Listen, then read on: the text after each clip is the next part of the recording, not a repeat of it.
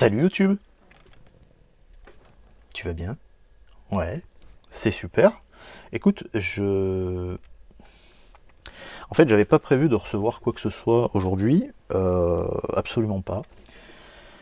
Et il s'avère que j'ai reçu un petit message qui m'indiquait que un colis était arrivé. Je me suis dit, bon, c'est le moment du retrait. Donc du coup, j'ai été retirer ça. Donc tu vois, c'est famélique, c'est tout petit. Je te montre pas l'autre côté, parce que l'autre côté, il y a mon nom, mon prénom et une adresse, qui n'est pas la mienne évidemment, parce que c'est un colis que j'ai été retiré. Allez, je te fais la confidence, j'ai été le retirer chez Mondial Relais. Ah, génial. C'est chez un petit épicier qui est en bas de la maison, du coup. Mais du coup, ouais, c'était pas prévu du tout. En fait, je vais même te dire la vérité, YouTube, c'est que j'avais pas prévu d'ouvrir ça en le filmant. Et le truc, c'est que j'ai l'impression que ça devient une drogue, en fait, ce truc. Une addiction. Plus qu'une drogue. Bon, c'est la même chose, en fait. Mais du coup, ouais, je me suis dit pourquoi pas, juste histoire qu'on parle, on en parle de ça vite fait, quoi, 5-10 minutes, tranquille ensemble. On déballe et on voit ce que c'est. Alors, si tu regardes cette vidéo, tu dois être, je le suppose en tout cas, un fan de Pokémon. Donc du coup, hop là, super. Donc du coup, voilà, tu vois déjà ce qui a marqué. Ah, peut-être que tu vois pas, remarque. Est-ce que le gentil arnaqueur, vendeur, pardon, a mis quelque chose d'autre en plus à l'intérieur? Pas du tout, évidemment. Je pense que tu as déjà vu l'artwork de devant.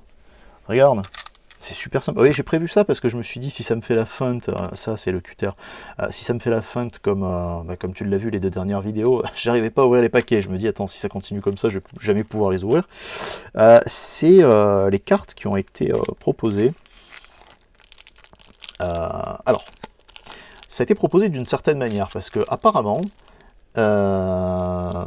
apparemment, donc pour le Pikachu Project, les cartes Pokémon Pikachu Je te choisis, c'était quelque chose d'assez particulier. Certaines versions proposent que la distribution ait été faite pendant le 20e film. Ça, c'est une version. Mais il y a d'autres versions qui nous proposent le fait que ces cartes-là, elles aient été offertes dans des magasins. Alors c'était souvent des magasins de jouets, mais pas que. J'avais entendu, alors les magasins de jouets, hein, littéralement Pickwick Toy, Toys R Us, King Jouets, Maxi Toys. Ces quatre-là, en fait, bon, maintenant c'est trois-là du coup, puisque Toys R Us n'existe plus. Et du coup, je me dis qu'il doit manquer forcément une carte Pikachu là-dedans. Parce que je sais que c'est des blisters de 3 cartes, des blisters de 3 cartes chacun. Donc dans celui-ci à 3 cartes, dans celui-ci à 3 cartes. Mais alors ça j'ai été le regarder parce qu'il me semblait bien qu'il y en avait deux. Je vais pas vous mentir, il me semblait qu'il y avait deux cartes, deux Sacha de plus que ce qu'il y avait là-dedans, enfin deux Pikachu de Sacha que ce qu'il y avait là-dedans. Qui commencent à SM109 et qui vont jusqu'à SM114. J'étais persuadé d'avoir vu une SM107 et 108. Alors la 107, je l'ai peut-être complètement rêvé, mais la 108, je sais qu'elle y est. Mais c'était quelque chose. Là, cette carte-là, il me semble que c'était la carte qui était donnée pendant le 20e, épisode, en fait, le 20e film qu'on allait voir au cinéma. Et là, se pose un gros dilemme pour moi, c'est est-ce que cette carte est là-dedans? Je pense pas, honnêtement, parce que je pense que les paquets sont équilibrés avec 3 cartes de chaque côté. Mais pourquoi pas? Voilà, on va se dire pourquoi pas. Si c'est pas le cas, ces cartes-là, ces paquets-là, c'était des paquets qu'on pouvait avoir apparemment en 2018. C'était distribué au pif, donc complètement au hasard, dans les magasins de jouets, hein, donc, que j'ai précité, donc Pickwick Toys, enfin Pickwick avant, maintenant c'est Pickwick Toys, hein, dû au rachat de Toys R Us. Donc c'était Pickwick, Toys R Us, King Jouets et Maxi Toys. Encore une fois, vous le savez, pas de pub. on est obligé de parler, hein, c'est des marques, hein, ces trucs, donc forcément je suis obligé, enfin obligé, je suis pas obligé, mais j'en parle parce que c'est comme ça. Et du coup, donc, là, normalement, il devrait y avoir 6 cartes en tout. Il faudra plutôt que je regarde parce que je dois avoir SM107 et SM108. Si tant est qu'SM107, ce soit déjà une carte qui existe, ça serait déjà pas mal. Et surtout, si tant est que ce soit une carte de Pika, enfin de Pika de Sacha, quoi, en fait. Voilà, comme vous le savez, je reçois ça parce que c'est des cartes que j'ai envie d'avoir parce que j'ai envie de les avoir parce que c'est des Pika.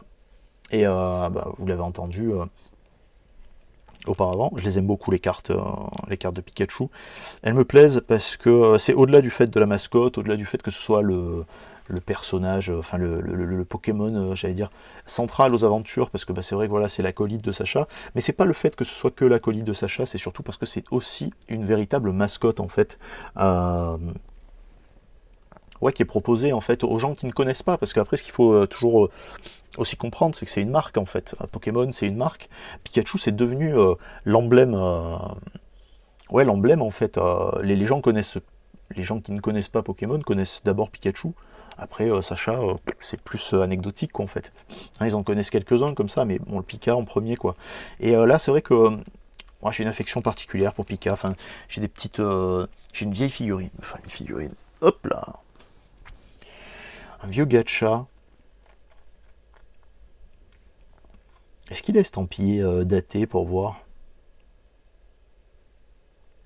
Made in China. De chez Tommy. Honnêtement, j'avais ça quand j'étais en troisième. J'étais en troisième en 99.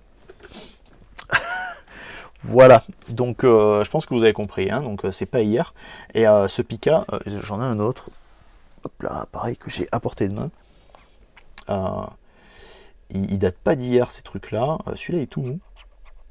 Voilà, je vais vous faire juste écouter le souffle. Voilà, c'est pour la matière. Et il est daté, alors il a un peu vécu celui-ci. Est-ce qu'il est daté ce Pika? Non, il n'est pas daté. Il n'est pas daté, mais il est made in China. Ah, là on se refait pas par contre. Oui, voilà, c'est tout. Donc du coup, on va s'ouvrir ça tranquille. Pas forcément de chilling time, hein, parce que bon, il y a 6 cartes. Oh, vous devez probablement les connaître, les avoir déjà vues ces cartes. Je vais regarder parce que je pense qu'il y a la possibilité que j'en ai d'autres qui arrivent, j'allais dire nécessairement sous peu. Courant du mois.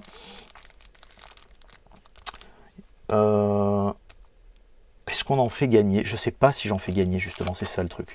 Mais j'en ferai gagner peut-être sous une certaine forme. Peut-être pas de suite, on verra quand on va atteindre, je sais pas si on arrive à atteindre un jour 500 abonnés ici, ou alors... Ah non, plutôt sur Instagram, tiens. Allez hop, sur Instagram, Pocardmon, Pocardmon. Tu prends, tu vas là-bas, et puis, tu follow tranquille. Tu verras, il y a une photo pour l'instant. Enfin, à l'heure où je posterai cette vidéo, il y aura une photo pour l'instant. Et du coup, voilà, ouais, comme ça au moins, je sais pas, quand on arrivera aux 500 ou aux 1000 peut-être, voyons, soyons fous complètement, on va faire du giveaway. Moi, c'est mon truc, hein, donner, recevoir, c'est sympa, mais donner, je trouve que c'est un côté un peu plus charmant. Ouais, du coup, voilà, j'en reprendrai à la personne qui les vend. Le mec, il s'embête pas, hein, quand même, il s'embête pas la vie. Mais c'est pas grave, il a raison, il devait travailler probablement dans un magasin, dans un de ces magasins de jouets que j'ai précité, il a dû se faire un stock pour lui. Et honnêtement, honnêtement, il a raison, quoi. Je me pose même la question, je connaissais quelqu'un qui bossait chez Micromania, et je me pose la question si à l'époque elle les avait pas eues, ces cartes-là, parce que ça me dit vraiment quelque chose de les avoir vues. Et c'est tombé pile poil au moment où moi j'achetais plus, quoi, en fait. J'ai arrêté, j'ai levé le pied fin 2017, donc je sais que c'était en 2018, début 2018, on va dire premier trimestre 2018. Mais du coup, ouais, je me pose la question. Bon, je me pose la question, mais on verra. Voilà, tout simplement, on verra. Je suis très content, hein, de déballer ça, parce que je suis content de déballer des cartes comme d'habitude, mais je suis content parce qu'elles me plaisent, ces cartes. Je les ai vues maintes et maintes fois dans pas mal de circonstances différentes proposées sur Internet. Et c'est vrai que, ouais, je sais pas, elles sont mignonnes. Et il y a un truc qui est super sympa en plus sur ces cartes. Et c'est pour ça qu'il me semble qu'il manque une carte. Et ouais, mais c'est ça, parce qu'il y a il y avait cette génération. Il y a cette génération. Et je sais donc, voilà, pour les Pikachu de Sacha, qu'ils ont des casquettes. Donc là, on a la SM112. Donc en fait, je commence par le paquet, évidemment. Hein. Désolé, hein, j'ai pas fait exprès. J'ai même pas fait attention si c'était noté quelque part ou pas. Non, parce qu'en fait, les paquets, apparemment, sont les mêmes. Alors attends, 2 secondes. YouTube, regarde, ce qu'on va faire, c'est qu'on va quand même ouvrir le second paquet, histoire de voir qu'on est bien reçu. T'affole pas, hein, no spoil. Ah, ça va, on a reçu les paquets différents. On sait jamais parce que je fais confiance, mais bon. Hop, c'est marrant parce que j'ai pas vu auparavant, j'ai pas regardé auparavant, donc du coup, je prendrai le temps quand même de regarder. On se fait la petite histoire. Alors, le Pokémon, je te choisis. Pokémon, le film, je te choisis, raconte l'origine de la rencontre de Sacha et Pikachu et leurs aventures lorsqu'ils recherchent le Pokémon légendaire. Ho ho. Le couple d'amis, c'est un peu bizarre quand même de dire le couple d'amis, mais bon, c'est un couple en même temps, retrouve des visages familiers au cours de son périple et rencontre de nouveaux personnages tels que les dresseurs Justine et Honoré, ainsi qu'un nouveau Pokémon fabuleux, Marshado. À ne pas confondre avec le Marshmallow, hein, c'est pas la même chose du tout, ça se fait griller, un Marshado il se fait pas griller, enfin, sauf si vous mangez des animaux, mais ça c'est encore autre chose, surtout des animaux aussi mignons que ce Pikachu de Sacha. SM112, donc qui va représenter la ouais, mais c'est ça, hein, la 5e génération en fait. Donc du coup il manquera une carte, en fait. Il me manquera, ou alors peut-être que je l'ai, je crois, alors il me semble, la dernière carte, elle a été, je sais qu'elle a été proposée au cinéma, cette carte là. Mais il me semble, la dernière carte, alors, je crois que la carte précédente qui avait été proposée quand nous allions au cinéma pour voir Pokémon, c'était la carte Mew antique. Vous avez déjà dû la voir quelques fois cette carte. Quand on a été voir Pokémon 2, le pouvoir est en toi. Pareil, de tête. Peut-être que c'est le 3e, mais je pense que... Bon, enfin, Pokémon 2, c'est le 2e, mais le pouvoir est en toi, normalement, c'est le second. Et là, normalement, il y avait la distribution du Mew antique. Et du coup, c'est vrai qu'avant donc, la SM108, donc que je n'aurais pas ici, ça avait jamais été refait au cinéma de proposer, au cinéma pour aller voir Pokémon, de proposer une carte Pokémon exclusive. On continue, parce que ça fait déjà 13 minutes qu'on parle. Le Pikachu de Sacha avec l'attaque vive attaque et Boulélec. Là, normalement, les attaques de Pikachu qui sont sur ces cartes, c'est les attaques que vous retrouvez dans le jeu. Enfin, dans les jeux, du coup. Contrairement à la carte... C'est ça, hein, c'est la SM108. SM107, ça m'étonnerait. Hein. Ça m'étonnerait parce que c'est cette génération, donc ça devrait être comme ça.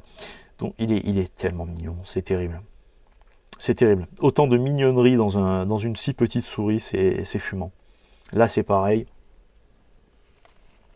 On va se retrouver donc, hop là, avec un Pikachu de Sacha. Et vous voyez, la casquette, en fait, change de couleur. Hop là.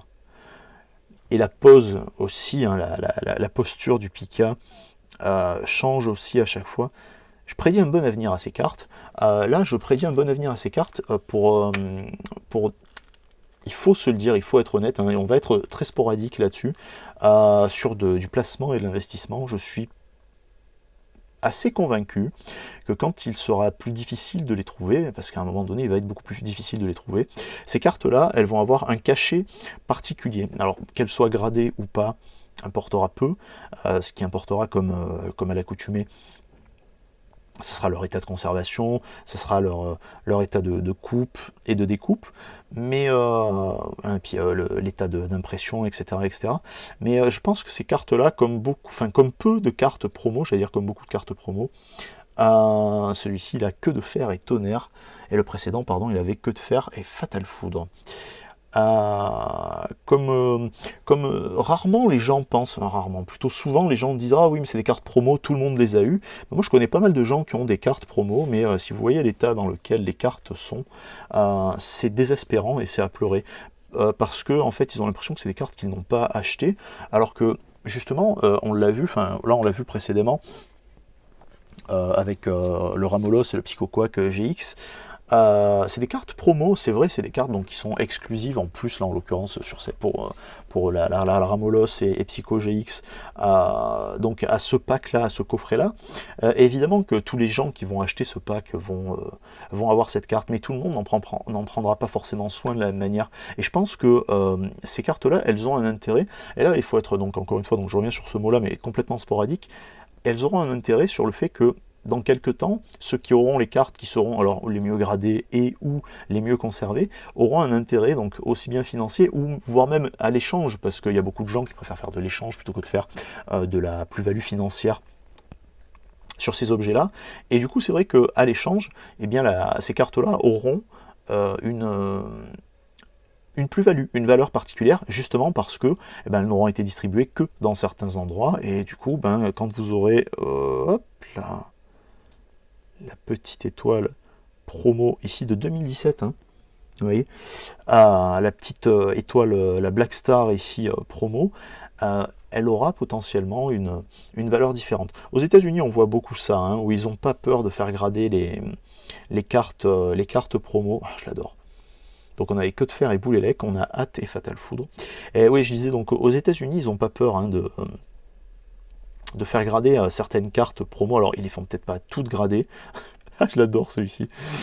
Il a une pose qui ressemble un petit peu au Pikachu qu'on a montré là, hop là, auparavant. Bon, sauf que celui sur la carte est bien plus mignon. Évidemment, il y a quasiment 20 ans qui les séparent, hein, donc c'est logique, mais quand même. Et du coup, ouais, donc c'est vrai que je disais donc Vivatak et Electacle. Ils ont aux États-Unis, ils ont une manière de voir vraiment les.